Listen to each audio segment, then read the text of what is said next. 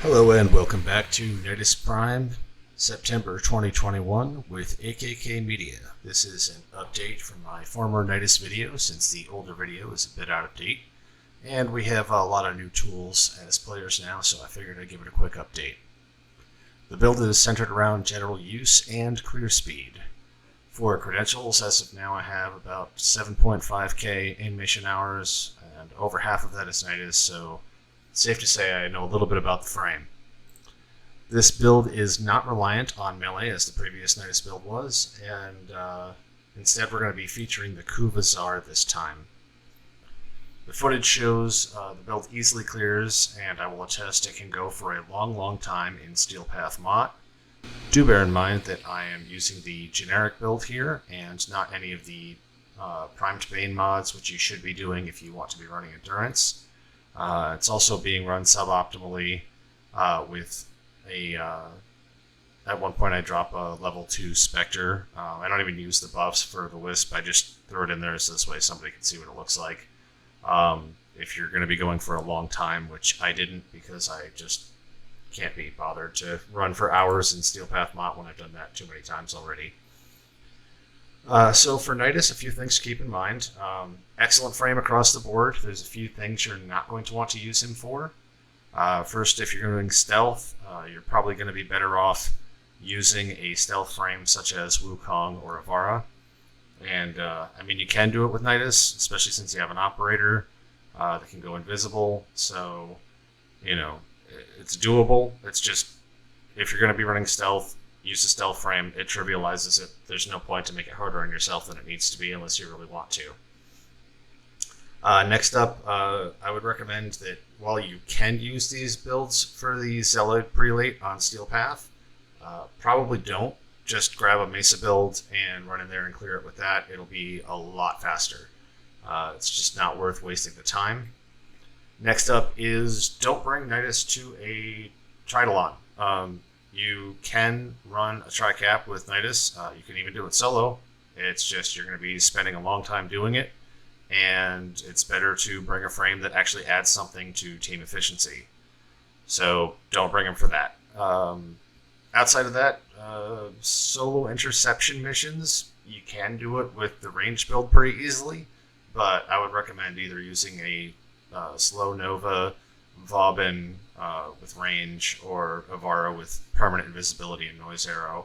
To taste whichever one you prefer. Nidus can do it, it's just, again, why not trivialize the content instead of stress yourself over running around trying to get things done, etc. when you're doing something that's going to be doing a long while, you know, if you're doing a long endurance solo interception. Lastly, for PUGS, I would recommend Volt Prime speedrun build, but you know, again, you can use this. He's got infested mobility on the 3 for stuff like that, but you're going to be better off running your Volt Prime because that'll give you the team buff. So if you're in a pug and you're just doing those and knocking them out one after the other, that way you don't have to worry about your teammates wasting a bunch of time.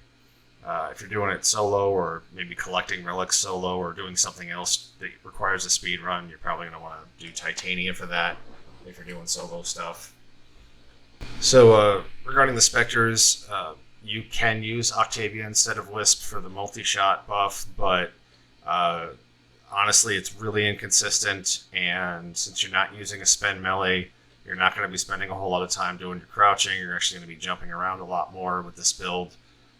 So it's kind of wasted, the invisibility buff. You're probably just better off, you know, making sure that, you know, that you're getting the buffs from Wisp, and that'll keep you alive. And then there's a, you know, not any real DPS, but maybe some like extra CC you're getting from your Spectre if you're going to be wanting to do long endurance runs. So we're going to run through the full loadout, and I'll just show you what you might want to bring with you for most things. As I mentioned, there's 2 Nidus builds we're going to be featuring here. The first one is your general build. The second one is range build. That's usually I just use that for like leveling items in ESO because I don't feel like going to Railjack. You can do it on Steel Path too, but honestly, it's like 2 minutes in ESO if you're just leveling an item. So you just do that. It's literally 2 minutes. You're in and out. Well, 2.5 minutes. You can do it in 1 round. 2 rounds if you're not running all the buffs you should be and all that. But the key piece here is that for Nidus, obviously you're going to want your typical health, armor, skip on shields. I use the Armor Intensify mod here just for the extra health and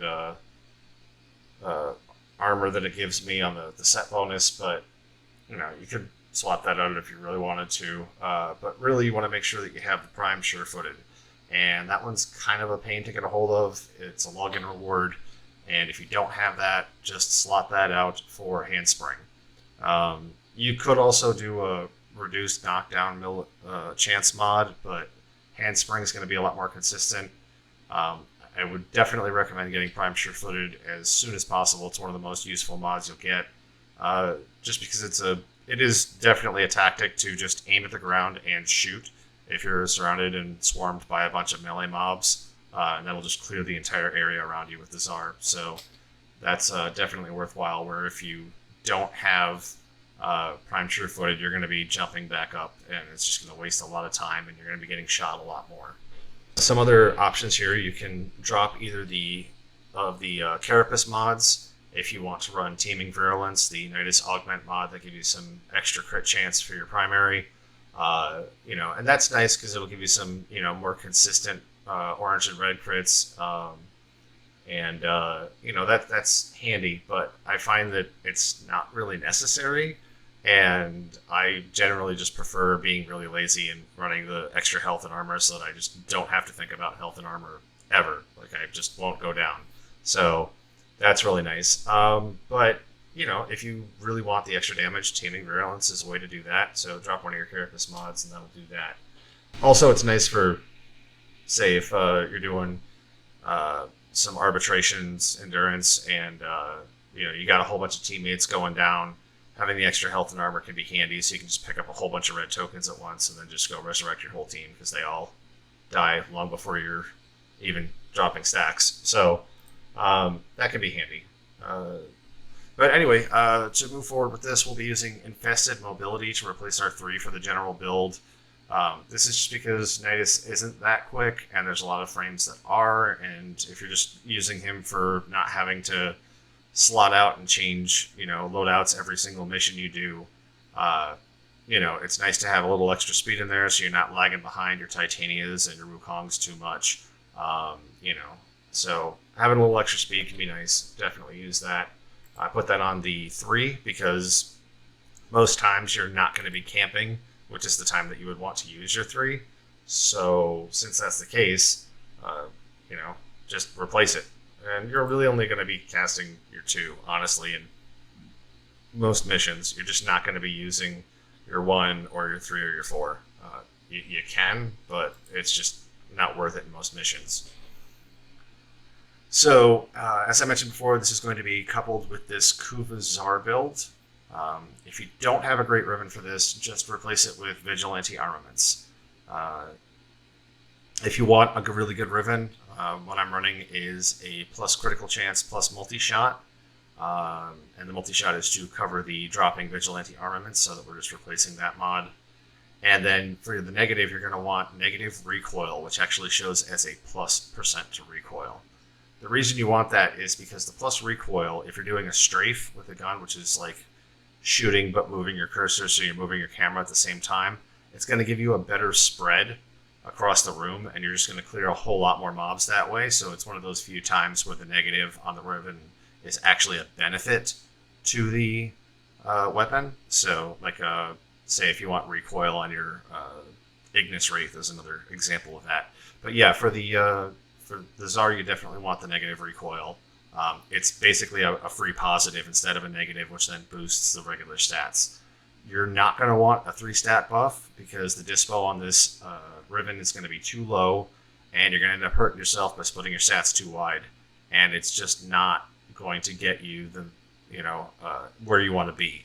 So 2 positives and a negative, specifically the ones I mentioned, and don't hold your breath for a massive dispo increase on this anytime soon because it's one of the 2 best primaries right now.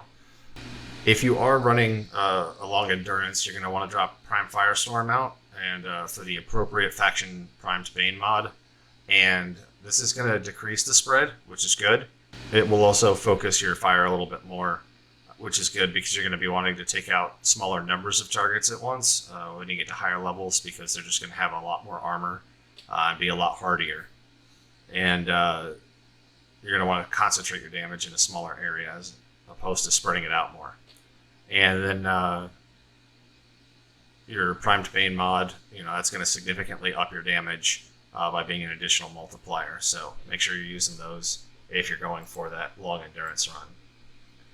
Now for the melee, we're going to be using the Furax Wraith, but any Furax will do. You can just use the garbage Furax base. All you really want this for is the Furax body count mod. Like as you can see, I don't even have Forma on this to put in more, a full build. If you're going to put a full build on it, go for a heavy attack build because it's kind of set in that direction with the rest of it. But I literally never use this. It's just a buff for the Tsar. There's never a time where you're going to want to hit something with the Furax Wraith that you wouldn't want to hit it with the Tsar, and you're not going to run out of ammunition because of that Vigilante mod that's going to give you the pretty much infinite ammo that you're going to be picking up. Now, we want to make sure that we're using the correct school, so we're just going to go with Maturai for the physical damage buff. Nothing else is really going to help what we're doing here, so use that. Then for your secondary, it does not matter. This is a kit gun that I like. You're never going to fire this in 99% of missions. It's just there as a backup in case you run out of ammo, for your Tsar, which shouldn't be happening if you're using any kind of a fetch mod on your pet and you have your Vigilante supplies slotted. So that's going to help with that. Just in that one instance, really. Other than that, though, you could just go without a secondary and you'll be fine. You don't even need it. For the Parazon, I'm going to bring some hacking mods because Nidus is not the best at stealth, and since we're using Maturai, we don't have a whole lot of time on our invisibility, so there's more chances you'll mess that up. But you shouldn't, but if you do, you got some instant hacking, some extra time hacking, all kinds of stuff there to kind of make it a little bit easier for you to get through the locks so that you can get to the objective and not fail. For companions, I personally always bring the Smita Kavat, but that's because I'm a dojo decorator and more resource drops is desirable for me.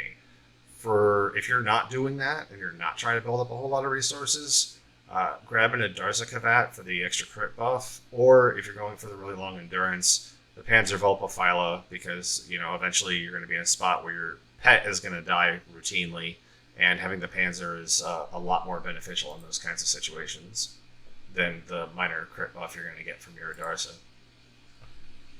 For gear, we want to make sure that we're slotting the Squad Energy Restorer right at the top, and that's because if you're doing, say, an infested arbitration and you're going to want to build up a bunch of stacks in the beginning, or maybe later on, because I usually build them on about 10 minutes in, because by that point, most of the players are kind of spread out. They're not fighting with each other, and you're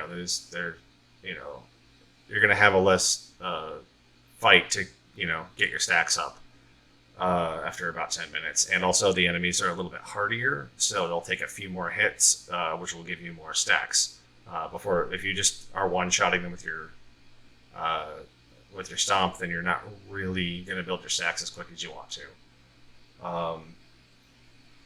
So yeah, just waiting till 10-20 minutes in is fine for that. But the whole point I'm trying to get at here is that if you have a bunch of infested around and they have a bunch of energy drains, this just allows you to pop a couple of those down and you'll have full energy and you can go back to stomping and you don't need to fight with your energy versus the energy efficient dudes or energy draining guys.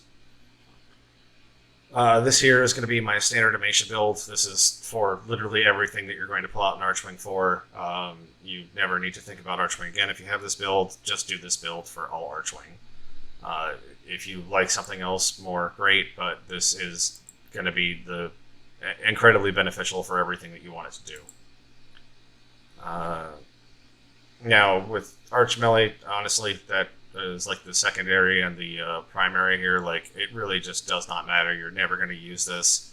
Arch Melee is garbage. So if you really want one, here's a Centaur build for a quick second. But, you know, it's the best of the bunch, and this is a good build for it. But just don't.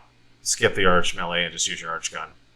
For the Arch Gun, I prefer the Mausoleum in all cases except for running Profit Taker, which is why my summoned gun is going to be the Velocitus. And I want to stress, this is not an optimal Velocitus build.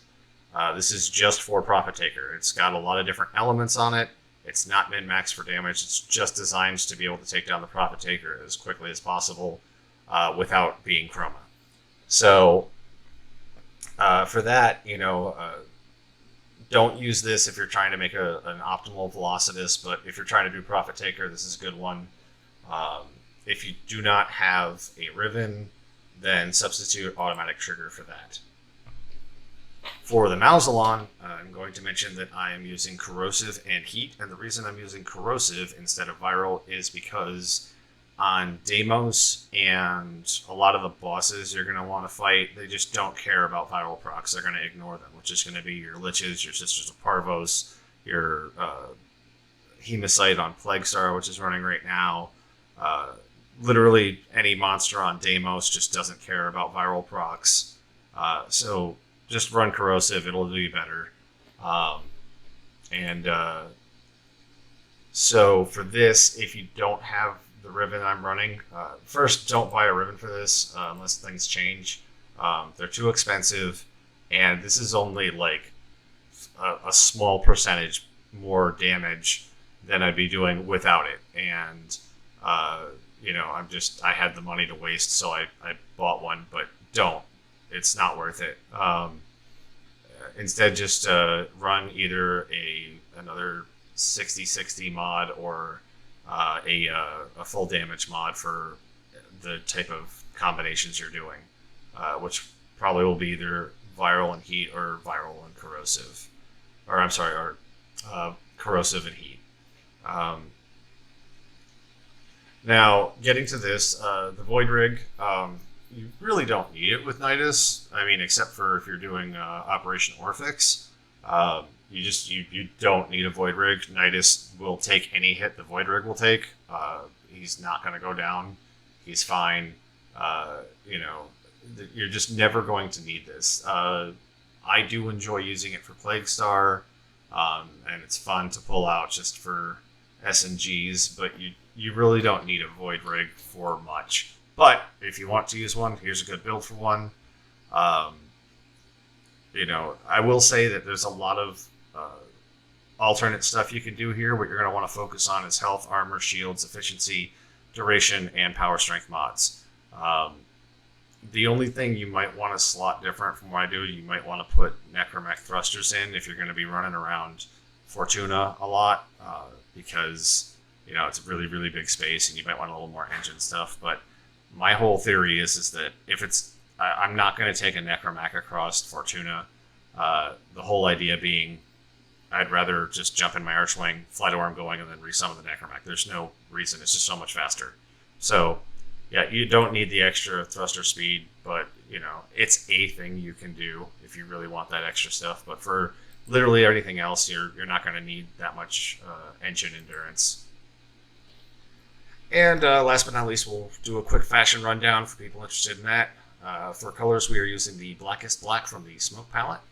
And then we are also using the purple from the Eminence palette, and that's going to be the bottom left purple, and that palette comes from Barrow specifically. You can't get that on the market. Next we have the Nidus Prime helm, the Nidus Freik deluxe skin, the Nidus Agile animation, the Pikal chest plate, and that's going to be from the Stalker bundle, the Vitalis shoulders, and that's from a Revenant bundle, I believe. The Targus Prime Greaves and the Balron Prime Ephemera are both Prime Access, so unless you are active and watching this video at the times that they are active, sorry about that, you're not going to be able to get any of the Prime Access stuff. The Sujinasa Sayandana, this is from Tenojin, and the Tenojin, again, that's going to be cash shop for PC users. Everybody else, you guys can pay flat for it, at least for now until we do cross-save, and that might change, who knows what it'll look like at that time. But the Sujinasa Sayandana from Tenojin. We have the clan shoulder emblems. I don't remember where I got those. It may have been some sort of operation. I'm not sure, or it might be in the store. I don't remember. But yeah, you should be able to find those pretty easily. The Invisible Syndicate Sigil, I got that on the front, and I just swapped that out for whatever Syndicate I'm running, and I always just leave one on for one of the allied factions I have, so this way I'm always generating a good amount of Syndicate standing. On the back, we're going to be using the Valorum Prime Sigil, and again, that's a Prime Access item. And then we've got some other fashion stuff here. We've got the Askira pistol skin from the Askira collection, the Cicada Prime Archwing skin, again, another Prime Access item, the Mausoleum Sepulchrax skin. I did a quick bit of research on this. I can't find it on the wiki or on Google. If anybody knows where this came from, please let me know in the comments. I don't remember where it came from. The Mausoleum Sepulchrax, it's basically a slightly cleaner version of the base model. It looks kind of nicer, but it's hardly necessary. Again, fashion frame stuff. And the last bit is the Carnolith Necromech helmet and skin from Prime Access. And that will wrap up Nidus Prime September 2021. See you all again soon.